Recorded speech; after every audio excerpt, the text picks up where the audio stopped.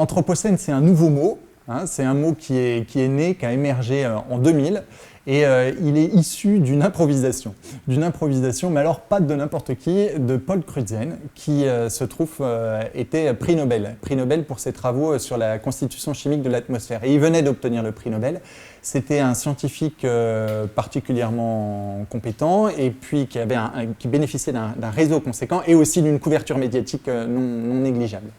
Et donc assez vite, le terme a pris. Voilà, de cette improvisation s'est constituée toute une solidification scientifique de ce terme-là. Et alors si le terme a pris aussi rapidement, c'est pas que pour des questions médiatiques, c'est aussi que le terrain était préparé depuis longtemps, depuis au moins 150 ans en arrière. C'est-à-dire à partir de 1850 environ, dans les grandes lignes, il y a tout un tas de scientifiques brillants, visionnaires, géologues, qui étaient en train de se dire que notre rapport aux activités humaines était en train de générer une altération globale de la Terre appréhendée ici comme un système.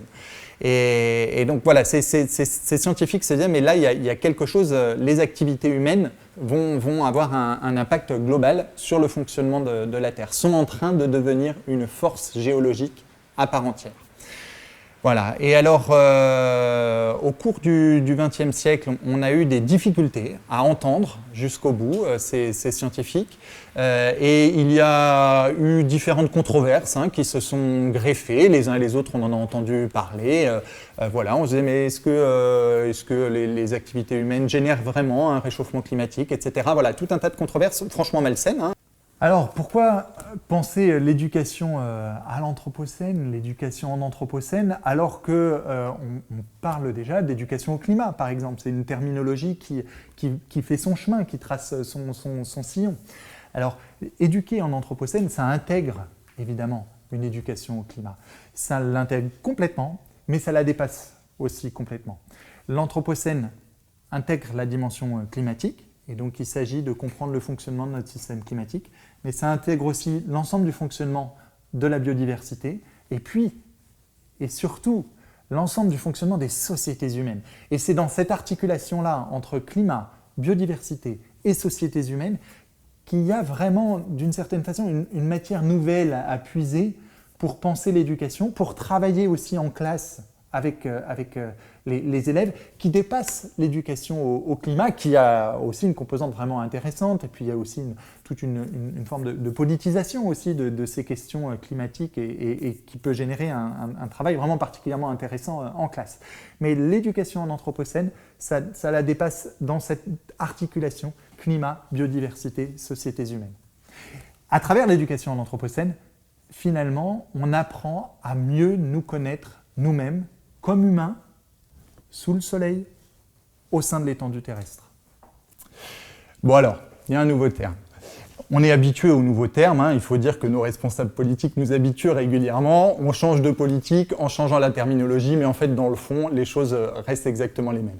Alors, est-ce que c'est ça qui se passe avec l'anthropocène ? C'est-à-dire, est-ce que finalement, il y a du nouveau sous le soleil ou il n'y a rien de nouveau sous le soleil ? Eh bien, le terme anthropocène, il amène du nouveau. Alors, il nous dit qu'il y a du nouveau, et précisément, il y a du neuf dans notre relation au soleil, c'est-à-dire dans la façon dont les activités humaines ont modifié les grands équilibres du système Terre, dans la relation et l'articulation de fait avec le rayonnement solaire aussi.